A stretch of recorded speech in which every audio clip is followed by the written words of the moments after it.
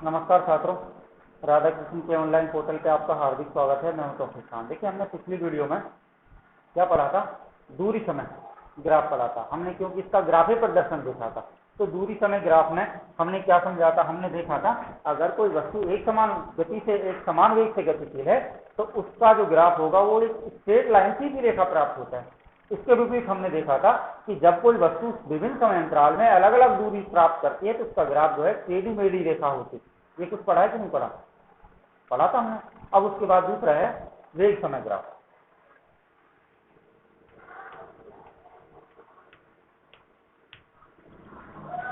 ये वेग समय ग्राफ क्या है? देखिए, वेग समय ग्राफ भी यही कंडीशन है। अगर कोई वस्तु एक समान वेग से गतिशील है, एक समान वेग का मतलब, देखिए आपको ये बात याद रखनी है, वेग समय और दूरी समय, और इस बात को हमने पढ़ा है कि वेग और चाल और गति ये तीनों कॉमन वर्ड है। वेग, दूरी, चाल।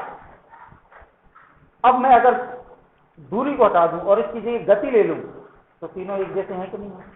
तो अब आपको ये बात समझनी है कि जिस तरह से हमने दूरी समय ग्राफ पढ़ा था, मैं इससे कंपेयर करूं। देखिए, अब जो हमने इससे पहले दूरी समय ग्राफ पढ़ा था उसमें तुमने क्या देखा कि अगर कोई वस्तु एक समान वेग से गतिशील है, कोई वस्तु एक समान वेग से गतिशील है और उस गतिशील है, तब हम अगर क्या काम करें, दूरी और समय में ग्राफ खींचें तो हमने देखा था कि स्ट्रेट लाइन प्राप्त होती है, सीधी रेखा प्राप्त होती है। तो किस तरह से प्राप्त होती है? पढ़ा कि नहीं पढ़ा? इसको मैंने कौन सा कहा था? इसको मैंने एक्स अक्ष, इसको वाई अक्ष कहा था। इसी प्रकार मैं क्या काम करूं दूरी समय में, अगर कोई वस्तु असमान वेग से, असमान वेग का मतलब जानते हो, यानी विभिन्न समय अंतराल में वस्तु द्वारा तय की गई दूरी से कहा जा रहा है। तो हम क्या काम करें, अगर कोई वस्तु असमान वेग से गतिशील है, तो असमान वेग से गतिशील है अगर कोई वस्तु है, तो उसके द्वारा अगर हम क्या काम करें, दूरी और समय में ग्राफ खींचें तो हम देखते हैं कि हमें एक टेढ़ी मेढ़ी रेखा प्राप्त होती है। हमने गणितीय रेखिक समीकरणों में पढ़ा था, हमने चर देखा था। चर समीकरणों, जब दो समीकरण एक रेखिक निकाय के आधार पर हम करते हैं तो हम देखते हैं कि उनके द्वारा अगर समान दूरी समान समय में तय की गई होती है तो उसके लिए सरल रेखा थी, और अगर उसके द्वारा विभिन्न समय अंतराल में तय की गई दूरी अगर अलग अलग है, भिन्न भिन्न है, तो हम देखते हैं इसके लिए हमारे पास एक टेढ़ी मेढ़ी, मैं इसी को अगर प्रदर्शित करूं इस तरह से, इसको मैंने वाई अक्ष कहा, इसको मैंने एक्स अक्ष कहा, तो इस तरह से कुछ टेढ़ी मेढ़ी इस तरह की रेखा प्राप्त हुई। ये चीजें हमने इसमें पढ़ी है कि नहीं पढ़ी थी, ये बताओ। पिछली वीडियो में तुमने देखा होगा ये चीजें कॉमन रूप से। अब वही कंडीशन हमारे पास यहाँ है, हम पढ़ रहे हैं समय, सॉरी, वेग और समय में ग्राफ।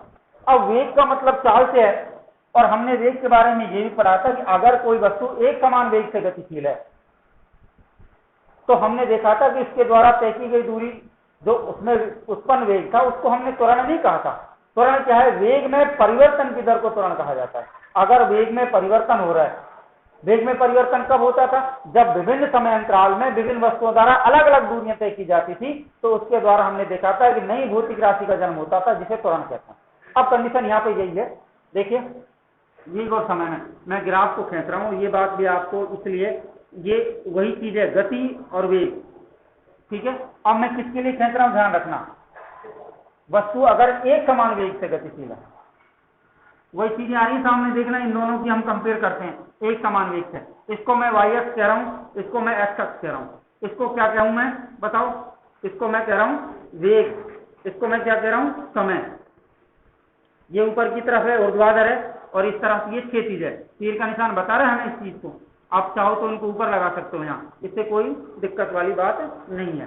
तो देखिए यहाँ 0, मैं इसको इस तरह से वेग ले रहा हूं उसका, वही समान राशियों में 2, 4, 6, 8, 10 और 12, ठीक है। इसी तरह मैं यहाँ पे वही ले रहा हूं समय, 1 सेकंड, 2 सेकंड, 3 सेकंड, 4, 5, 6, ठीक है। अब देखिए, इसको तो क्योंकि हमने समय का मात्रक सेकंड होता है, इसलिए इसको मैं सेकंड में ले रहा हूं, मिनट से कोई लेना देना नहीं है। और हमने देखा था कि जिन सवालों को हम करते हैं उसके लिए सेकंड से गुणा करा था, ठीक है। तो अब देखिए क्या हुआ, एक वस्तु द्वारा 2 सेकंड में तय की गई दूरी कितनी है? 4 मीटर पर सेकंड है। इसी प्रकार 4 सेकंड में की गई दूरी 8, इसी प्रकार 6 में की गई 12। तो अब तुम देख लो ये एक समान वेग है कि नहीं है। अगर कोई वस्तु एक समान वेग यानी 1 सेकंड में तय की गई दूरी मीटर पर सेकंड में 2, 2 सेकंड में तय की गई दूरी 2, 3 सेकंड में तय की गई दूरी 2, तो अब ये क्या है, समान समय में समान दूरी तय की जा रही है, वेग प्राप्त हो रहा है। तो इस तरह से तय की गई दूरी को हमने देखा था, एक सीधी स्ट्रेट लाइन प्राप्त होती है, सरल रेखा प्राप्त होती है। इसी प्रकार मैं क्या काम करूं, अगर कोई वस्तु असमान वेग से गतिशील है, उसका वेग अगर अलग है समय के सापेक्ष यानी अलग अलग समय अंतराल में है, तो हम देख सकते हैं। देखिए इसका भी मैं बना देता हूं, वही कंडीशन है, ये मैं इसको y अक्ष कह रहा हूं, मैं इसको x अक्ष कह रहा हूं, और यहाँ पे लगी गई दूरी के लिए वही चीज, वेग मैं इसको ऊर्ध्वाधर ले रहा हूं ऊपर की तरफ, समय को मैं क्षैतिज ले रहा हूं नीचे की तरफ। तो मैं तुम देख सकते हो, क्या देख सकते हो, यहाँ तो 0 0 है, यहाँ 2 4 6 8, इसी प्रकार यहाँ पे 1 2 3 4, छोटा बना रहा हूं। देखिए अगर मैं क्या काम करूं, किसी वस्तु द्वारा, देखिए वही बात, असमान वेग की बात हो रही है। असमान का मतलब डिफरेंट वेग से है, अलग अलग यानी विभिन्न समय अंतराल में वस्तु द्वारा प्राप्त की गई दूरी या वेग या उसकी गति अगर अलग है, तो उसके लिए ग्राफ कैसा बनेगा। देखिए वो 1 सेकंड में दूरी तय कर रहा है 3, 4 और 2 के बीच में 3, यहाँ वो 2 में कर रहा है 6, वो यहाँ पे 4 में कर रहा है कितना 9, 4 में कितना कर रहा है 9। मैंने माप के नहीं बनाया। तो इसकी रेखा किस तरह से होगी, यूं यूं और यूं, एक टेढ़ी मेढ़ी रेखा प्राप्त होगी, वही समझ लो। तो इस तरह से आप देख सकते हो, अगर कोई वस्तु एक समान वेग से गतिशील है तो उसके लिए भी दूरी समय ग्राफ की तरह एक सीधी रेखा प्राप्त होती है।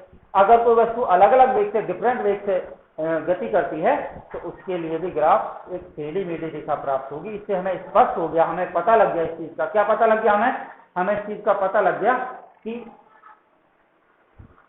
अगर वस्तु एक समान वेग से है, तो चाहे वेग दूरी ग्राफ हो चाहे समय दूरी ग्राफ हो, उन दोनों के लिए एक सीधी रेखा प्राप्त होगी।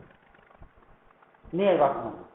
इसी प्रकार अगर वस्तु एक असमान वेग से है, अलग अलग यानी विभिन्न समय अंतराल में अलग अलग दूरी तय करती है, उसकी चाल अलग है, उसका वेग अलग प्राप्त करता है, तो हम देख सकते हैं उनके लिए टेढ़ी मेढ़ी रेखा प्राप्त होती है, अर्थात दूरी समय ग्राफ एक वर्ग से एक जैसा।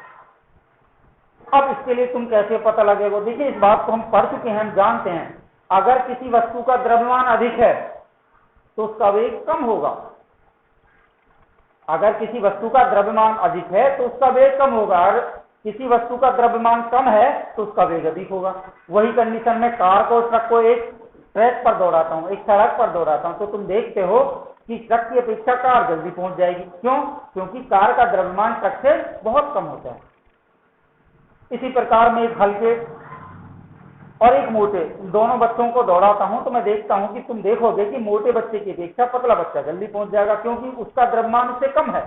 और हम इस बात को पढ़ चुके हैं, हम जानते हैं कि जिन वस्तुओं का द्रव्यमान बहुत कम होता है उनमें गति अधिक होती है, और जिन वस्तुओं का द्रव्यमान होता है उनकी गति नगण्य के बराबर होती है। पढ़ चुके इस बात को। अब इस बात को हम आगे पढ़ेंगे कि देखिए संवेग क्या है। संवेग जो है द्रव्यमान गुणा वेग को कहा जा रहा है। संवेग क्या है? संवेग जो है द्रव्यमान गुणा वेग को संवेग कहा जाता है। अब संवेग अलग शब्द है, अब वो कह रहा है द्रव्यमान और वेग इन दोनों का अगर हम गुणनफल करा दो तो संवेग प्राप्त होता है। लेकिन यहाँ पे संवेग की बात नहीं हो रही। हमें तो इस बात को स्पष्ट रूप से समझना है कि दूरी समय ग्राफ हो या वेग समय ग्राफ हो, अगर कोई वस्तु समान गति से, समान वेग से गतिशील है, वो समान समय अंतराल में समान दूरी तय करती है, तो उसके द्वारा बनने वाला ग्राफ एक सरल रेखा प्राप्त होगी, स्ट्रेट लाइन प्राप्त होगी। अगर कोई वस्तु असमान गति से अलग अलग समयों में अलग अलग दूरी या चाल या गति प्राप्त करती है, तो उसके द्वारा बनने वाला जो ग्राफ होगा वो टेढ़ी मेढ़ी रेखा होगी, और टेढ़ी मेढ़ी रेखा से आप स्पष्ट रूप से समझ चुके हो। समझ रहे हो? तो अब ये बात दोनों तुम्हें समझ में आ गई होंगी कि दूरी समय ग्राफ हो या वेग समय ग्राफ हो, अगर कोई वस्तु एक समान गति, एक समान चाल से या वेग से प्राप्त है तो उनके लिए सरल रेखा प्राप्त होती है। अगर कोई वस्तु अलग अलग गति से, अलग अलग वेग से प्राप्त है, यानी विभिन्न समय अंतराल में अलग अलग वेग या अलग अलग दूरी या गति प्राप्त होती है, तो उनके द्वारा बनने वाला ग्राफ एक टेढ़ी मेढ़ी रेखा होगा। स्पष्ट है? तो उम्मीद है कि ये चीज़ आपको समझ में आ गई होगी। That's all.